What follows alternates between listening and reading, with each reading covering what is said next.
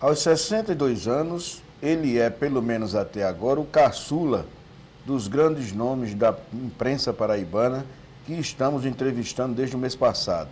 É natural de João Pessoa e fez os primeiros estudos na capital. Passou pelo Pio X, Liceu Paraibano, e formou-se em seguida na Faculdade de Direito da Universidade Federal da Paraíba. Começou no jornalismo muito cedo, tanto é assim que foi precisamente com 24 anos, em 1969, que teve sua carteira assinada pela primeira vez no jornal Correio da Paraíba. Daí em diante, de tudo ele fez um pouco pelas redações dos jornais da Paraíba, consolidando-se posteriormente como um dos grandes cronistas da cidade. Câmara aberta para a imprensa da Paraíba, câmara aberta para o jornalista Luiz Augusto Crispim. Estamos começando mais um programa Câmara Aberta especial, hoje com a presença do jornalista Luiz Augusto Crispim. Esse programa é produzido pela TV Miramar, TV Câmara, e conta também com a parceria da Associação Paraibana de Imprensa, cujo presidente, João Pinto, está participando comigo de algumas das entrevistas. Como vai, Crispim? Muito obrigado por ter atendido nosso convite. Muito bem. E já há umas 2 semanas que eu já vinha tentando trazê-lo para juntar essa equipe de grandes jornalistas da imprensa paraibana que a gente tem entrevistado. A gente vai falar no grande cronista que você é hoje, como eu disse aqui, mas já que esse documentário tem um viés assim também de história de vida, seria interessante que você traçasse um pouco, contasse para a gente como foi. Você nasce em João Pessoa, começa a estudar por aqui mesmo e inicia no jornalismo muito cedo. Como foi? Vamos começar do começo, como diz o ditado. Bom, primeiro eu devo dizer que me sinto muito à vontade, antes de mais nada, por estar no meio de companheiros a quem eu tenho grande afeição, como é o caso de você e João Pinto, mas também o ambiente em que nós nos encontramos. Isso aqui é Tambiá.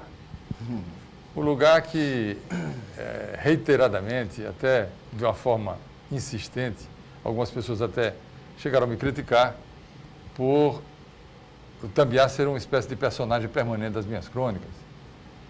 É inevitável, porque foi aqui que eu despertei para o sentimento, despertei a sensibilidade de enxergar a natureza em sua grande dimensão, a natureza tal como ela é, mas também a natureza humana.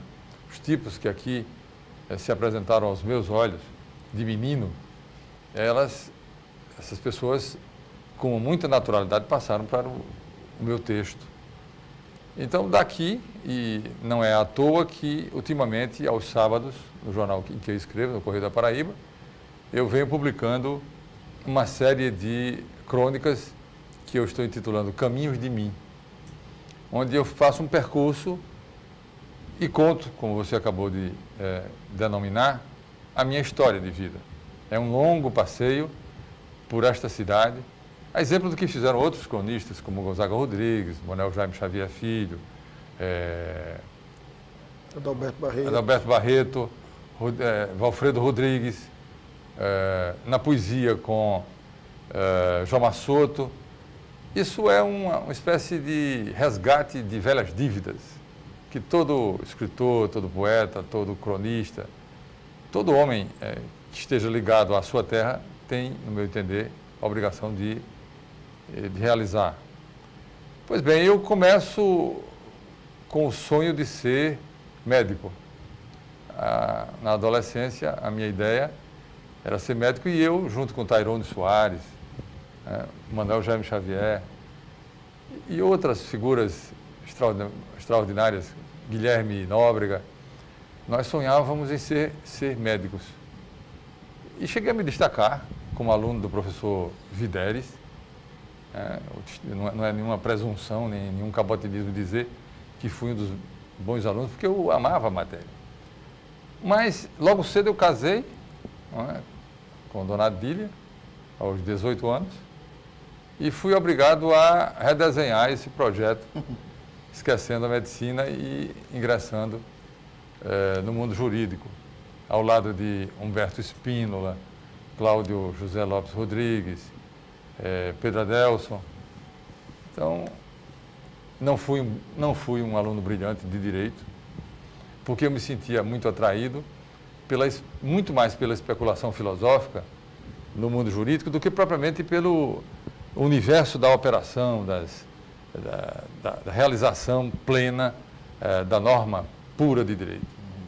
E assim conduzi a minha vida, fui rapidamente atraído, rápida e subitamente atraído por Carlos Roberto de Oliveira, exatamente nesse ano que você mencionou, 1969, para prestar serviço no Correio da Paraíba, num período em que tudo começava na redação de jornais sob o signo da efervescência dos fatos que acabavam de ocorrer e sofriam o determinismo das magias instantâneas. Né? Diziam que na redação dos jornais existia um duende, né? Era um personagem misterioso que às vezes cuidava de empastelar as matérias, outras fazia desaparecer as grandes manchetes, enlouquecia as redações, os secretários gerais, que naquela época não se chamava editor, mas sim secretário-geral. E isso era um fenômeno, porque as coisas acabavam de acontecer e eram conduzidas para o jornal. Quando essas coisas não eram processadas com essa rapidez, vinha a Tesoura Mágica de Léo dos Santos. A Tesoura era como não tínhamos grandes agências servindo os jornais da terra,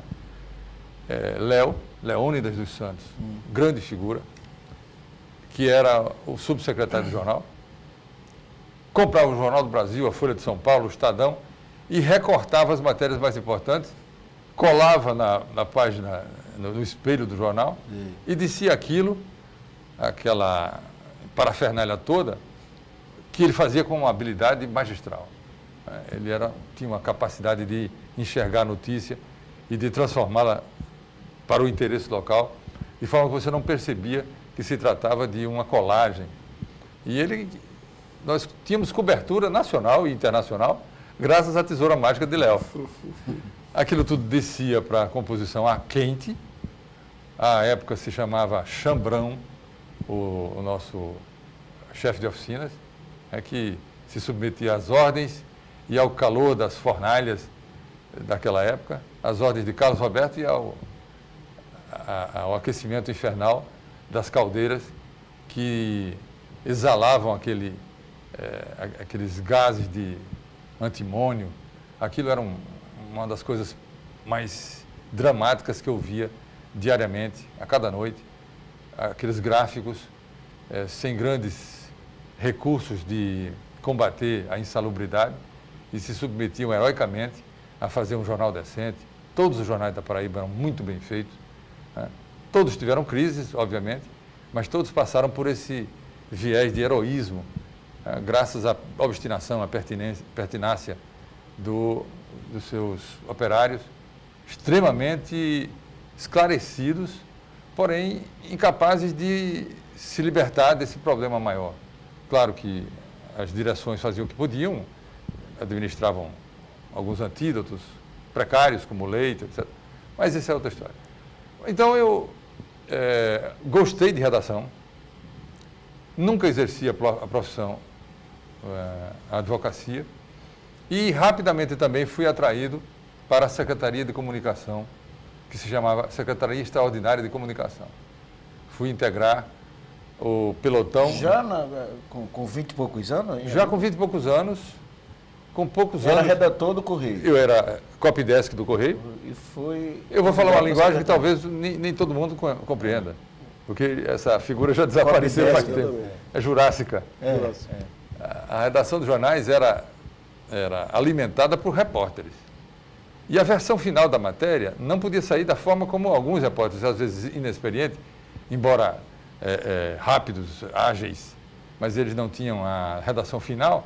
Então, aquilo tudo ia para uma espécie de cozinha, que éramos nós, eu, Frank Ribeiro, o saudoso Frank, que acaba de agora há pouco, nos deixar, né? Barretinho, escrevia sobre cinema, Martim Moreira Franco, que foi inclusive um dos responsáveis pela minha descoberta, chamemos assim, perante Noaldo Dantas. Quando eu entrei, um ano e meio depois de ter entrado na redação do Correio da Paraíba, Martinho conversa com Noaldo Dantas, que estava compondo uma equipe sob a inspiração de João Agripino, que queria formar a melhor, a chamada tropa de escola, tropa de elite da imprensa paraibana. E já estavam em exercício. Quando você chega, Martinho já está? Já estava. Estava Martinho, Jorge Machado, Frank Ribeiro, Luiz Ferreira, que era, além de jornalista, era o responsável pela chefia de gabinete de Noaldo Dantas. Era uma equipe realmente de primeira plana, né? Com exclusão do meu nome, que inclusive era o Benjamin da história, mas eu cheguei estreando, mas atendendo ao convite intermediado por Martinho, que confidenciou a Noaldo que existia um sujeito que estava escrevendo, dizia ele, escrevendo bem e tal, que tinha que integrar essa equipe. Mas você fazia crônicas, editorial ou era matéria? Com um ano e meio depois, eu já começava a fazer sueltos, porque Plauto de Andrade, escrevia os editoriais do Correio da Paraíba e, embaixo do editorial, alguns sueltos. Me foi concedida a honraria de começar a escrever textos opinativos, porque o pessoal já percebia essa minha facilidade de tentar persuadir, de convencer. E algumas leituras ajudaram, obviamente, não posso negar isso. Então eu comecei a escrever os textos de opinião. Aqui e acolá eu escrevia algum conto que nós publicávamos num suplemento literário do Correio da Paraíba. Mas isso era a parte ornamental, né? Nunca fui um bom repórter. Eu era extremamente distraído. Eu fui correspondente da Visão, da Folha de São Paulo, do Estadão. Levei um furo horroroso. Certa vez, quando aconteceu na Lagoa aquele acidente trágico, onde morreram mais de 30... Dia do Soldado. 35 pessoas. Então, meu chefe em Recife era Ivanildo, que depois ganhou um prêmio ESSO junto comigo. Mas isso é outra história. Ele me pergunta, quantos morreram aí? E eu, me fiando nas informações das rádios aqui, eu disse 5. Tinha morrido 35. E o Globo, nessa época eu era correspondente do Globo, levou um furo monumental, graças à minha inépcia, à minha incompetência. Que depois se repetiria. 5 era o número que a rádio estava dizendo até aquele momento. Até aquele momento. E eu não me dei ao trabalho, a pachorra, de checar tudo. Um repórter tem que ter essa agilidade, esse equilíbrio, né? De nunca encerrar a matéria dele antes que a última palavra seja dada, seja por quem for. Mas aí, nessa época, você trabalhava no Correio da Paraíba e também na Secretaria de Comunicação? Não, assim, aí eu sou convocado para a Secretaria de Comunicação. Mas não deixou o Correio? Não deixei o Correio. Pelo contrário, o sistema de cooptação montado por Noaldo era exatamente esse. Ele queria manter os jornalistas nas suas origens, né? Exatamente, de modo que ele tivesse essa relação na sua redação, Secretaria Extraordinária de Comunicação, e também pudesse, nos momentos que lhe aprouvesse, ele ligar e fazer os pedidos de matérias interessantes, né? Essa foi a primeira vez em que se tentou fazer uma espécie de intervenção, mantendo o jornalista seduzido pelo brilho, pelo fulgor do poder. Essa é uma revelação que eu faço com todas as letras, sem medo de errar.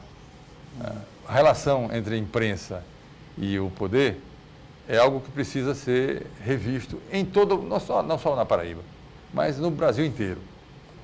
Convenhamos, há uma necessidade de se dotar de mais autonomia, mais liberdade nesse sentido. Não é que haja uma ostensiva, mas há uma subliminar condução das ideias através não vou chamar aliciamento, porque seria uma palavra pesada, mas há um processo de sedução do jornalista em todas as redações. Já naquela época, né? Já começava ali. Foi o primeiro passo dado por João Agripino e o Noaldo Dantas.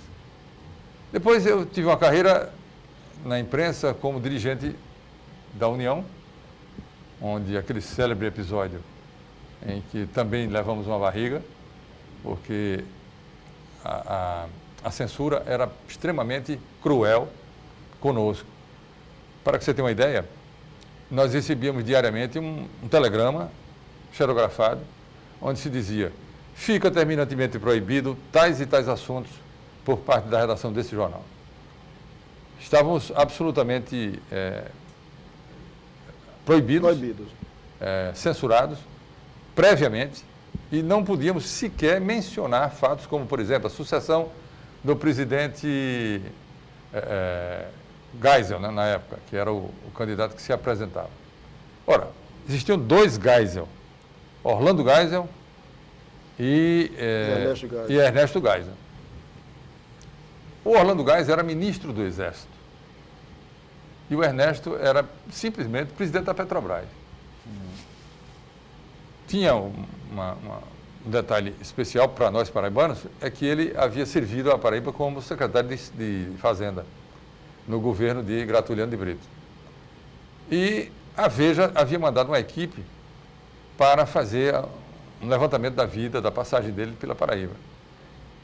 É óbvio que, na minha cabeça, como diretor do jornal, eu vendo a equipe se eu não me engano, naquela época, quem era o Gaspari, quem tinha vindo para cá. Hélio Gaspari.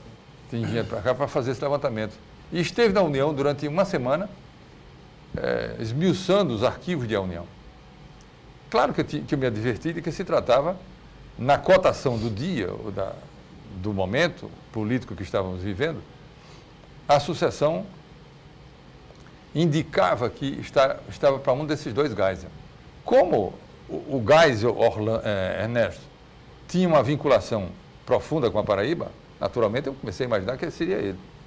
Mas não havia teletipo, não havia telex, não havia sequer um telefone disponível na redação quando eu era o diretor do jornal, e o editor era Marconi Cabral.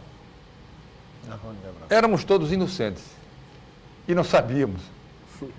Mas o fato é que não tínhamos como checar as informações. Eu, por um privilégio burocrático e o contato que mantinha com o Gaspari, sabia que o levantamento estava sendo feito em torno da personagem política e militar que era o Ernesto Geisel. Mas o restante do pessoal não sabia que era exatamente assim. E na hierarquia militar da época, o Orlando, obviamente, tinha muito mais poder de fogo. Ministro do Exército, tanto que depois houve o próprio Gaspari, na sua ditadura, no seu livro, uma tetralogia, já está acho que no 4º volume, ele revela que houve uma disputa entre os dois irmãos. Né? Mas isso é outra história que não nos interessa agora. O fato é que a editoria do jornal, sem nenhuma culpa, e por razões que eu estou acabando de revelar, eram de natureza de meios impróprios para de estrutura interna, não tinha como checar aquelas informações. Resultado, dia seguinte, publica-se uma manchete na qual se dizia que o novo presidente do Brasil era Orlando Geisel. Eita. Gonzaga Rodrigues era editor do Correio da Paraíba. Cruzei com Gonzaga Rodrigues na BR-230, na BR-101, ele, a caminho da União, 6 horas da manhã, me diria depois Gonzaga que estava mortificado, acreditando que iria purgar o pior erro jornalístico da vida dele, porque ele estava indo à União para checar aquela informação, sabendo ele que havia publicado Ernesto Geisel na sua manchete do Correio da Paraíba. E nunca atribuindo à União o supremo erro de não saber quem era o presidente da República, ou atribuir a outro, um jornal oficial. Bem, nessa história, o Hernani Sátiro tinha sonhos de ocupar uma cadeira na Academia Brasileira de Letras. Os efeitos disso. Os efeitos disso a gente vai ver no segundo bloco. Câmera aberta especial, hoje com a presença de Luiz Augusto Crispim. A gente volta daqui a pouco.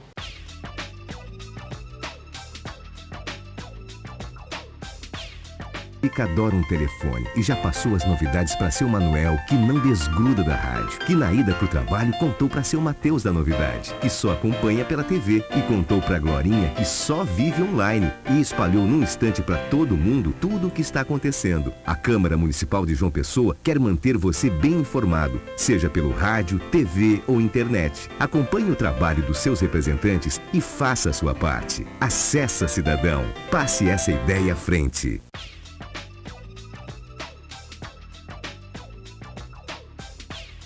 Estamos de volta com o programa Câmara Aberta Especial, hoje com a presença do jornalista Luiz Augusto Crispim.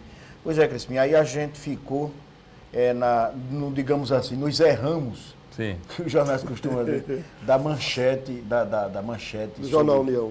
Do Jornal União. Pois bem, o resumo dessa ópera é a seguinte. O governador Hernani Sátiro, que era um homem de pendores literários, escrevia diariamente, dominicalmente, uma crônica chamada Sempre aos Domingos. Era eu que fazia a revisão dos seus textos. Naldo Dantas, secretário com aspirações políticas. Não é?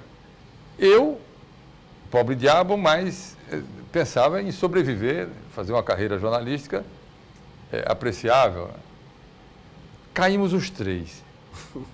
A República não deixou de ser abalada porque o próprio Hernani Sátiro, o ministro da Justiça, imagino que fosse o Gama e Silva, recebe um telefonema de Hernani, que aos brados declarava a ele que aquelas coisas não iam ficar assim de modo nenhum, que todos os responsáveis seriam indiciados numa comissão, não era comissão, era um IPM, Inquérito Policial Militar, que era um dos grandes flagelos que a Revolução distribuía equanimemente com todos que pensassem contrário a ela. Era um flagelo. Você ser estigmatizado por um IPM significa você não conseguir emprego com facilidade, etc. Mas, enfim, houve um grande abalo sísmico de natureza institucional que levou consigo um secretário de Estado, o diretor-presidente da União, o editor da União e o sonho de Hernani de um dia ocupar um lugar na casa de Machado de Assis. Aí eu fico até pensando que a União tem algum poder de fogo, né, com essa capacidade toda de influenciar. Naquela época, um jornal que era escrito, que era impresso numa impressora plana, chamada Nebbiolo, uma impressora italiana, plana, imprimia pouco mais de 600 exemplares e causou essa catástrofe toda. Imagine se ela fosse como hoje um jornal elegante, bem impresso, bem composto. Pois essa foi praticamente o encerramento da minha carreira jornalística, porque logo em seguida eu me dediquei à Visão, onde escrevi uma matéria sobre a Sudene. O título da matéria era Incentivos para uma Economia de Cordel. E eu tratava dos 10 anos, comemoração dos 10 anos da Sudene. E eu viajei do norte todo o Nordeste, do Maranhão até a Bahia, e fiz, modéstia à parte, uma boa matéria, que foi premiada com o Prêmio Oeste do Jornalismo. Mas eu já estava meio desencantado com essa situação de imprensa oficial e voltei para as minhas origens de jornalista liberado. Né? E fiz parte da Folha de São Paulo. Na Visão eu fiz boas matérias internacionais também, na companhia de Rodolfo Conda, Vladimir Herzog, Luiz Veis, Fernando Pi, o Fernando Moraes. Figuras que me impressionaram e que me marcaram muito, né? E ainda hoje marcam. A questão moral sempre foi muito importante para mim, e o profissional de imprensa que valorizasse esse texto, esse tema, para mim era fundamental. Então, quando vinha servir por convocação de Buriti na PB Tour, já havia uma certa mágoa, né, de ter passado por serviço público de maneira tão meteórica e tão traumática. Mas fiz a minha parte depois as composições políticas levaram Buriti a se aliar a Braga, depois Braga a romper com Buriti, e eu, que era um excelente amigo de Buriti, acabei rompendo com Buriti. Coisas que, circunstancialmente, jamais deveriam ter acontecido. Mas, enfim, aconteceu. E eu saí, depois do segundo governo de Buriti, e fui transferido, como sou procurador do Estado, fui transferido para Monteiro. Ora, estar em Monteiro, sem uma faculdade, eu já ensinava na faculdade, e eu era professor de comunicação. E não tendo faculdade em Monteiro, e nem tampouco uma delegacia da Procuradoria do Estado, nós questionamos, eu tive uma excelente demonstração de fraternidade e solidariedade de alguns companheiros da faculdade, que foram a Buriti e disseram, eu estou cometendo um equívoco. Eu já estava como professor da Faculdade de Direito. Eu já tinha migrado da comunicação para o direito. E já era professor de introdução. E os professores foram em grupo defender a tese de que não era uma situação equivocada transferir um procurador para o interior onde ele não pudesse exercer a sua condição de professor. O governador não sabia dessa história, segundo afirmou os colegas, e reviu o ato. Mas assim, instantaneamente, eu comecei a imaginar que a minha vida profissional não se esgotava exclusivamente no mundo da comunicação. E resolvi, já que eu estava com o pé na academia, já ministrava aulas de introdução ao direito, embora não tivesse a grande vocação do advogado militante, mas eu precisava sobreviver e resolvi aprender a advogar. E foi o que eu fiz. Comecei a advogar com afinco, com dedicação, com devotamento. E alugamos uma sala, eu e minha mulher, sob o fundado receio de não conseguir pagar o primeiro aluguel. Paguei o primeiro e guardei 2 outros para frente, porque achava que os 2 outros também não poderiam ser viáveis. Paguei os 2 e continuei uma carreira. Mas mesmo assim não esqueceu o jornalismo, né? Não, aí passei a escrever uma vez por semana, aliás, diariamente, já estava no Norte, porque o Prêmio ESSO eu ganhei também no Norte. Ele jogou no Norte. Que ano foi, Crispim? 75. Então é aí que você começa a ficar mais o cronista, né? Exato. Eu já abandono... Sai da redação, exatamente, fica escrevendo mais... Mas sobre diletantismo, sobre as coisas superficiais do cotidiano e tal. Há um episódio interessante também que se passou com o próprio Hernani. Conversando com o Noaldo, que eu escrevia sobre literatura, eu era ensaísta, eu tinha publicado um livro, As Expensas da própria União, por iniciativa de Soto, né? Como é que chama? Zé Soto. Ele publicou Por uma Estética do Real, uma coletânea de crônicas, de ensaios literários e filosóficos, que começava com um outro prêmio que eu havia ganhado. Eu havia ganhado esse prêmio no Ministério da Educação e Cultura. Era sobre a obra de Euclides da Cunha. Então, mas eram textos muito densos, sob a influência de Lukács, os grandes ícones da comunicação e da Humberto Eco, da comunicação e da teoria literária naquela época. E Hernani, lendo esse livro, ele se impressionou por um lado, mas questionou por outro. E conversando com o Noaldo, ele disse: doutor Noaldo, o senhor não acha que esse rapaz é inteligente, mas ele escreve muito complicado, não? Esse comentário chegou aos meus ouvidos e eu comecei a achar que tinha que descomplicar o meu texto. Então, morre Virgínio da Gama e Melo e ficou aberto o espaço dele.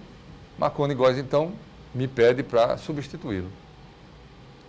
Aí eu disse, aí está a oportunidade que eu precisava para mostrar que posso escrever com clareza. Modificar o texto, né? Uma grande influência que era exercida sobre todos nós daquela geração eram essas 2 grandes figuras que continuam sendo, né? Apesar do tempo e apesar da eternidade que se interpôs no meio de todos nós, que era Natanael Alves e Gonzaga Rodrigues. 2 textos primorosos. Então eu tinha a facilidade de tê-los lá no Norte como meus paradigmas. Né? Então eu comecei a equilibrar o texto literário, o texto da crítica, com a necessidade de me fazer entender pelo meu leitor diário. Surge nessa época também a ideia de criar uma pensão da Paz Dourada, que era um pretexto, era uma maneira de escapar à censura, contar as histórias que não precisam ser contadas, né? E driblar a ascendência da censura sobre as nossas ideias. Isso foi tudo. Eu passei realmente a me preocupar com a clareza do texto. E... Deu resultado? Acho que sim. Aí firmou-se como cronista. Agora, Crispim, você, quando saiu depois dessa turbulência da União, que teve consequências, até eu já conheci essa história do Orlando Sim. e Ernesto. o Ernesto. Agora eu não sabia das consequências. Foram graves. Foram graves porque, graças a Evaldo Gonçalves, e esse detalhe eu vim a saber mais recentemente, por a instâncias de Evaldo, o governador mandou que os seus assessores militares, seus delegados, evitassem aprofundar mais as questões que me fossem dirigidas em depoimentos, ou na coleta de depoimentos, para não atrapalhar a minha vida futura.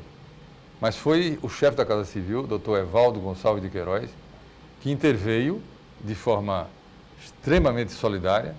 Eu não passava de um jornalista a mais no caminho do governador Hernani Sáter, mas ele teve a sensibilidade de evitar que aquilo se desdobrasse em consequências que ainda hoje eu poderia estar pagando. Exato. Quantos companheiros nossos começaram com um simples inquérito e acabaram em Fernando de Noronha? Exatamente. Não é? E a ideia do governador inicial era demonstrar ao establishment, né, ao sistema, que nada ficaria impune e que, se por acaso tivesse sido efetivamente um ato de sabotagem contra o regime militar, os responsáveis seriam alcançados. Estamos falando de mim, de Noaldo e de Marcondes Cabral. Né? Essa verdade histórica precisa ser dita, e essa sua pergunta, para as gerações atuais, deve servir de alerta, de uma demonstração de o que não se pode repetir na política nem na história. O preço da liberdade, conforme dizia Tancredo, é a eterna vigilância, né? E precisamos vigiar para que isso não volte a ocorrer nunca. Ô Crispim, eu tenho certeza pelos depoimentos que nós já colhemos aqui, bem 8, esse é o 8º, todos os nossos entrevistados, eles traz aquela questão do Jornal União como um peso. Acho que o Jornal União já foi muito bem, como se diz, conceituado. Não que não seja hoje ainda, mas eu acho que naquele tempo porque não existia internet, não existia telefone, não existia nada. E o Jornal União tem aquele peso todinho, né? É verdade, João. É como se a União fosse a grande matriarca da imprensa paraibana. Pelo menos no meu caso foi, inquestionavelmente.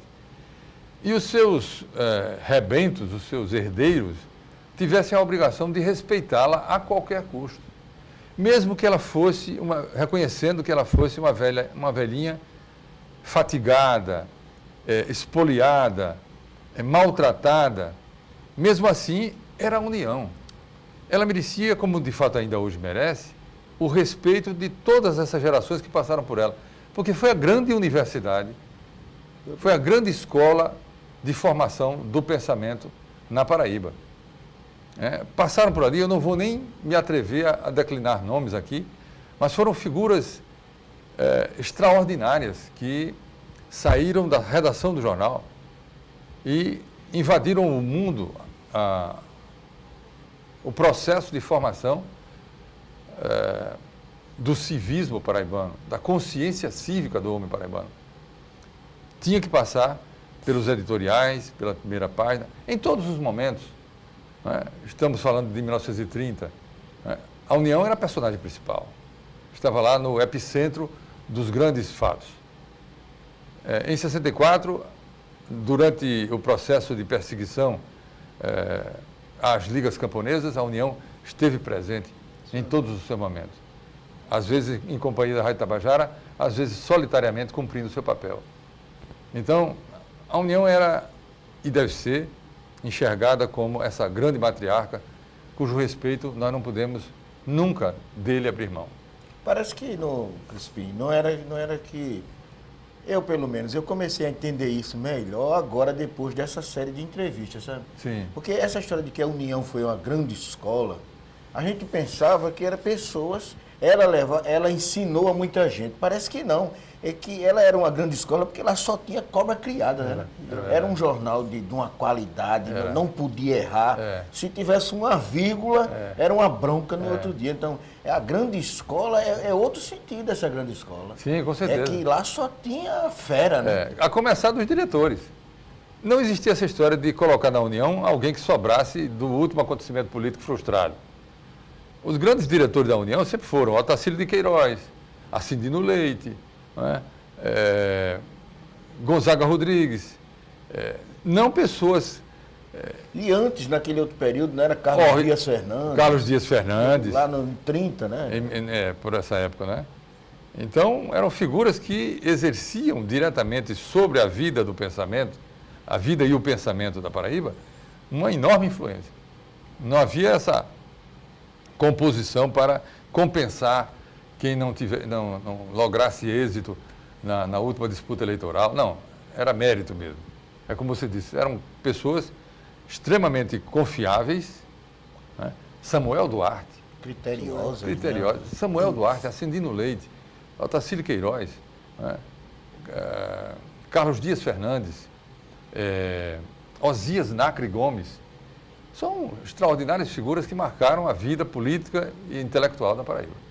E essas pessoas fazendo jornal, né? Eram grandes intelectuais na redação do jornal. Fazendo jornal. E exatamente a União. É daí que vem a escola. É verdade. E que muitas vezes eu no começo entendia isso mal. Pensava que lá ensinava. Não. Havia uma simbiose entre os propósitos de servir a comunidade com uma informação de boa qualidade, mas essa responsabilidade era compartilhada pelos próprios companheiros de redação. Porque havia uma noção, havia uma consciência do momento, de cada um dos momentos que a União viveu, né, com a participação dessas figuras. É importante ressalvar exatamente isso. Não é que as pessoas estivessem lá para fazer bico, né? Tanto isso é verdade que se começava na União na condição de revisor. Para alcançar a condição de repórter e depois redator, e afinal galgar as últimas posições, era preciso mostrar o mérito. Até parece que o mérito subia penosamente aquela escada em caracol que atingia a redação. Que começava das oficinas e até chegar ao topo. Era realmente uma escalada, certo? Ao mesmo tempo romântica e penosa, até chegarmos ao final de uma carreira. Aí você poder se sentir coroado como um Carlos Dias Fernandes.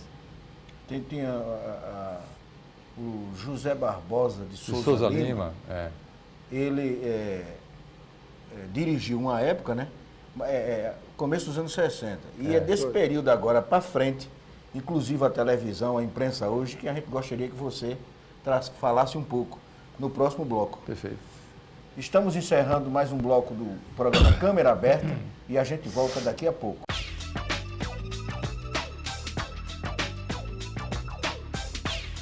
Fique bem informado sobre tudo o que acontece no Legislativo Municipal, assistindo de terça a quinta, às 9 da manhã, o seu Jornal da Câmara. O que vai acontecer no plenário, o debate e os projetos voltados e em tramitação.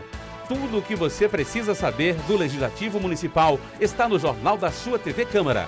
Jornal da Câmara. Apresentação de Luiz Torres. Todas as terças, quartas e quintas, às 9 da manhã, aqui na sua TV Câmara.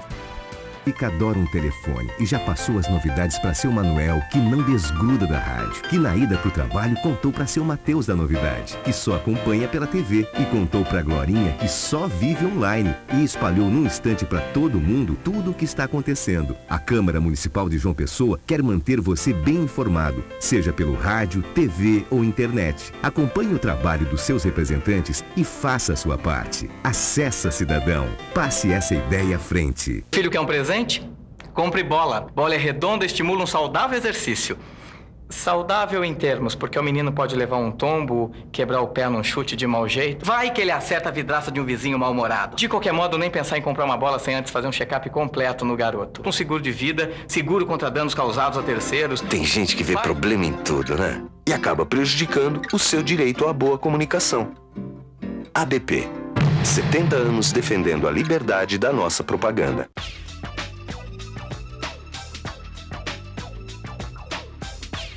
Estamos de volta para o terceiro e último bloco do programa Câmara Aberta Especial. Hoje, com a presença também especial do jornalista Luiz Augusto Crispim. Eu ameacei ainda ficar nos anos 60, mas eu acho que você ainda é jovem, como eu disse no começo, você é um caçula ainda para a turma que está vindo aqui, é o caçula. E a gente quer explorar você também nos 60, 70, 80 e a imprensa hoje. Por isso que ao invés dos anos 60, anos 80, né? Vamos passar para você como um cronista já. Como foi mesmo que foi a partir da substituição de Virgínia Lemelo que você se consolidou como cronista? Foi. E daí para os livros, para publicar essas crônicas em livro e virar também um romancista, como foi? Bem, como ele disse no início, eu tinha um livro de ensaios por uma estética do real. Depois as crônicas começaram a surgir e com a ajuda de Ângela Bezerra de Castro, de Gonzaga Rodrigues, de Martim Moreira Franco, nós fazíamos uma espécie de comunidade literária e nós nos estimulávamos, nos encorajávamos reciprocamente e começaram a sair as coletâneas de crônicas. Mas aí eu precisava também acreditar um pouco mais na permanência de certos valores literários. E comecei a pensar, a voltar, inclusive na Faculdade de Direito, a escrever sobre filosofia do direito, que é um tema que me fascina. A filosofia e a filosofia do direito. Mas isso exigia muito de mim com relação à concentração. O que atrapalhava era a política, eram os encargos que chegavam de todos os lados. Muitas vezes era obrigado a escrever discursos para os políticos, governadores, senadores e tal. E essa coisa é corrosiva. Você acaba, na condição de ghostwriter, né, como se diz na linguagem política, você acaba abrindo mão de seus próprios sonhos. Quantas vezes eu não ouvi certos conceitos que eu me orgulharia de ter assinado na boca de outras pessoas. E eles vão morrer devidamente chancelados por essas pessoas e nunca mais por mim. Jamais por mim. Isso me constrangia profundamente. Então, de algum tempo para cá, eu comecei a tentar preservar essa individualidade intelectual. É uma coisa que eu tento fazer de forma sistemática. Passar a defender, até porque quando você atinge os 62 anos, você começa a enxergar o plano inclinado dos argumentos finais. Aquilo que você tem para dizer, ou diga logo agora, ou desista para sempre de dizê-lo. Então, veja, eu pensava muito em escrever o romance. A oportunidade surgiu agora, depois que nós nos mudamos para o interior de Pernambuco, passamos lá mais tempo lá do que aqui, e eu tive duas gratas satisfações. A primeira, escrever a dissertação de mestrado na área de filosofia do direito. É uma dissertação que envolve a questão da norma pura, o direito objetivo, e a ascendência da norma de ética sobre o objeto normativo. E a outra, logo depois que concluí esse texto jurídico, eu passei a me preocupar com o romance. Então eu escrevi O Herói Sem Rosto, que é um trabalho que está pronto, mas que eu não tive tempo de lançar por conta de algumas questões pessoais. Mas pretendo lançá-lo agora em fevereiro. Então, Qual foi o último, Crispim, que você lançou? eu reuni, porque eu escrevo aos sábados no Jornal do Comércio de Recife. Então eu reuni as crônicas publicadas lá nos últimos 3 anos. Eu e outros arrecifes. É uma coletânea de crônicas publicadas lá nos últimos 3 anos. Aqui eu encerrei a carreira de Dona Margarida, que era a proprietária da pensão da Paz Dourada. Ela teve o infortúnio de morrer, mas há indícios, há sinais de que não foi propriamente uma morte. Pode ter sido um ataque de catalepsia e é provável que Dona Margarida retorne à vida, ou que se prove que ela não chegou a morrer, não foi sequer atendida por Dr. Manuel Jaime, como se esperava. Então são 3 livros que estão prontos. O Memorial da Pensão da Paz Dourada, que é uma obra primorosa, não pelo texto, mas pelas ilustrações de Flávio Tavares. Flávio foi felicíssimo nesse conjunto de lâminas que ele assina nesse livro. As Crônicas do Jornal do Comércio, Eu e Outros Recifes, e O Herói Sem Rosto. 3 livros que eu pretendo dar fim, no bom sentido, a eles. Vai lançar este ano. Este ano. Agora, Crispim, você falou agora há pouco de uma coisa que você já lançou muita coisa. Esse negócio de fazer discurso para político, principalmente, acabou jogando muita coisa sua na boca de alguém e essas pessoas acabaram donas daquelas... É verdade. Isso é uma coisa meio traumatizante, né? Que é o tema do livro Budapeste de Chico Buarque, né? O Zé Costa. Esse é o drama de Zé Costa. Ele chega um momento que ele não quer mais. Ele vivia de fazer livro para os outros que assinavam, pessoas ricas. E depois ele começa a querer retomar a coisa e não consegue mais. Um escritor amigo dele num congresso é que faz o favor de assumir. Olha, não era meu, esse livro não é meu, é de Zé Costa, é a sorte dele. Quando o conceito é bom, quando ele produz efeitos positivos, tudo bem. Mas depois, quando o conceito é negativo, é mais agressivo e, pior ainda, vaza a autoria, a coisa fica mais complicada ainda, porque o político naturalmente absorve aquilo que ele tem naturalmente de fazer, que é dar combate ao seu adversário, à situação em que ele vive, mas você passa a ser aquela figura subalterna que ainda por cima, para agradar seu chefe, você ainda disse desaforo contra você não tem nada, contra quem você não tem nada. Né? E isso aí acende os ódios, cria situações, algumas vezes dramáticas, você arranja inimigos sem querer. Eu estou falando da fogueira das vaidades. Exato. Não é? E isso acontece demais, mas é exatamente o mesmo drama do personagem de Chico Buarque. Agora, você começou nos anos 60 já vendo que você até há pouco falou numa câmera que achava monstruosa e relacionava essas câmeras de hoje de televisão. Que relação você faz daquela imprensa daquele tempo que você começa e a imprensa hoje, não somente a televisão, mas a imprensa, as condições de fazer, o resultado da imprensa, a imprensa e o povo, a imprensa e o poder. A facilidade, né, também. Eu diria a você o seguinte, o medo que a gente deve ter não é do processo de racionalização da comunicação, da simplificação dos métodos, das altas resoluções que estão indo à tela e chegando à casa do espectador, nem tampouco os grandes recursos da circulação dos jornais. Eu acho que o grande problema é ontológico, né? É pessoal, é interior. O profissional precisa se preservar a qualquer custo. Não importa a facilidade com que a tecnologia viabilizará o seu produto final. O que o jornalista precisa saber é garantir a sua integridade em todas as profissões. Não existe uma ética do jornalista, uma ética do médico, uma ética do advogado, não. Existe uma ética e acabou. é esse princípio fundamental que deve orientar toda e qualquer atividade humana. Então, é por isso que eu insisto em dizer que não serão os grandes avanços, as grandes conquistas tecnológicas que mudarão a face do jornalista, nem tampouco o seu mistério.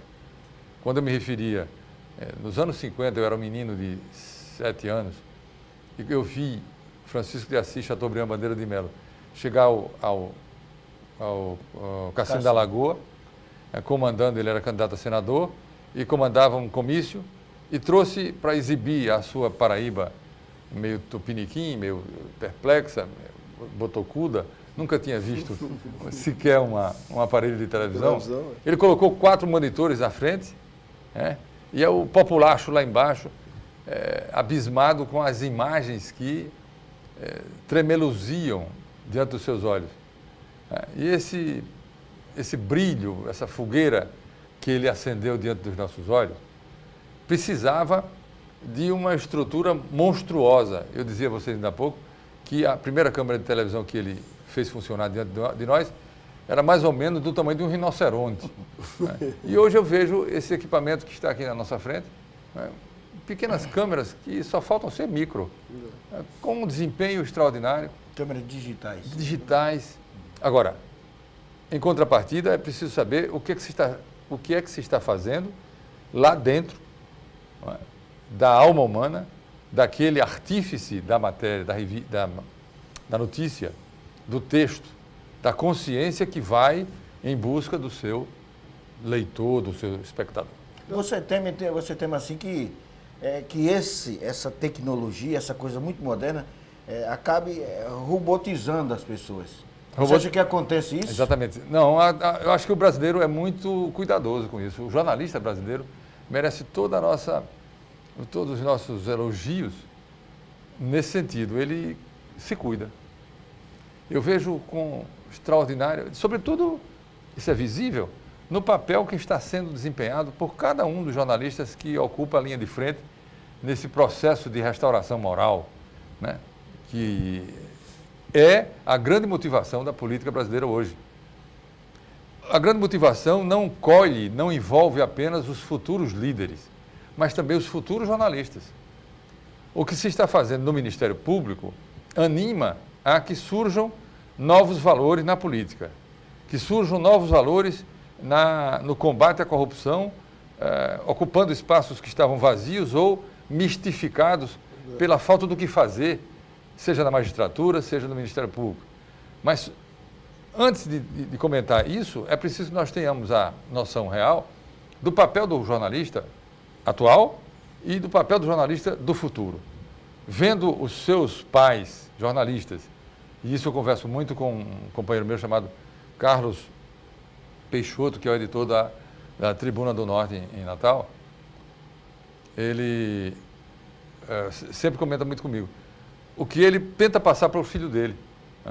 O papel que ele hoje exerce na imprensa é um estímulo, é um encorajamento fundamental para que as coisas do passado não se perpetuem. Nós já falamos aqui sobre cronista, intelectual, professor, agora a parte política, apesar de você nunca ter sido político, mas exerceu função política agora nos outros tempos, como secretário de Estado, acho que foi de Cultura, de Comunicação. Essa experiência que você viveu agora até pouco tempo. Ela é extremamente perigosa.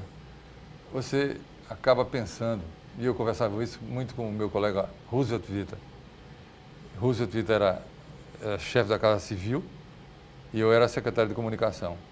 E essa proximidade entre mim e ele, entre ele e o governo, o núcleo duro, chamemos assim, isso, há quem não esteja devidamente advertido das ameaças que isso pode constituir, pode embriagar, pode criar situações, às vezes até irreversíveis. Você pensar que é o responsável por aquelas ideias, quando na verdade não é.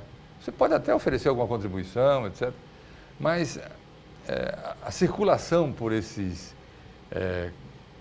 subterrâneos do poder, a facilidade com que você opina e aqui ou acolá você vê aquela opinião sendo praticada, sendo levada à prática, isso pode causar na sua formação a ideia de que você é copartícipe do governo. Grande, enorme perigo. É o conselho que eu daria aos que estão chegando a essa situação. Posso fazê-lo sem nenhuma presunção. Ninguém fica imaginando que eu estou querendo deitar regras. É a experiência. E a transmissão de uma experiência com muita sinceridade. Quantas vezes eu já vi alguns porta-vozes, alguns ideólogos de governos, em todos os planos, em todos os níveis, achar que estão fazendo a artesania do poder. E eu estou abrindo aqui minha alma a vocês, porque, embora eu sempre fosse cuidadoso com isso, Roosevelt e Vita também conversávamos muito a respeito dessa matéria, mas é extremamente... O poder é sedutor, ele às vezes cega, embriaga e não permite enxergar com a lucidez que o povo merece. É isso o que eu tenho a dizer. E os jornalistas fora do poder, que obrigatoriamente... Você está falando daqueles com cargo. Sim. E com cargo no poder, aquele que está como é a vitrine mesmo, que está para defender ou para bater. Agora, e o que está fora do governo, exercendo a função de jornalista e fazendo, de certa forma, esse papel? Não há nada melhor. Não existe nada melhor do que exercitar com autonomia, com liberdade plena, esse munus de formar opinião.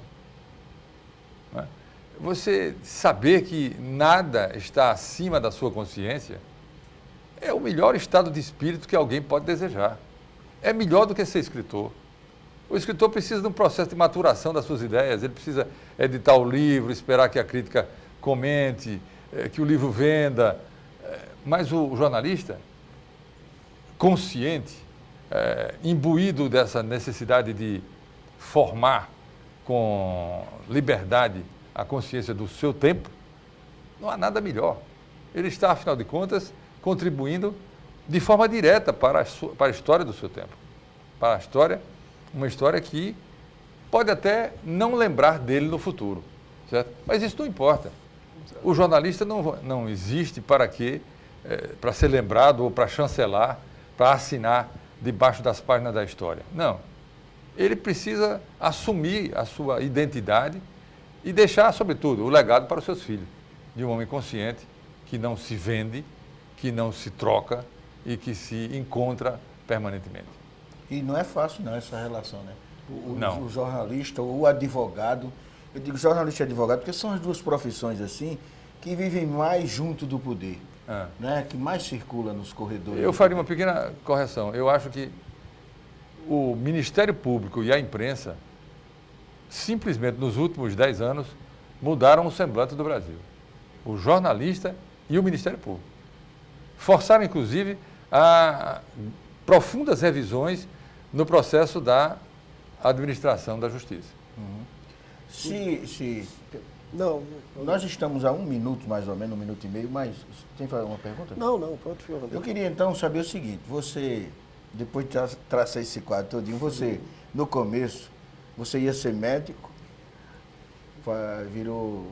tomou o caminho de advogado e terminou jornalista. Se você fosse, depois dessa experiência toda, se você fosse recomeçar, você ia direto para o jornalismo ou iria ser filósofo? Que você hoje está como mais um advogado filósofo, mais preocupado até com as teorias do direito e não verdade. com a prática do direito. Não, eu iria para a sala de aula. Eu gostaria de me denominar professor.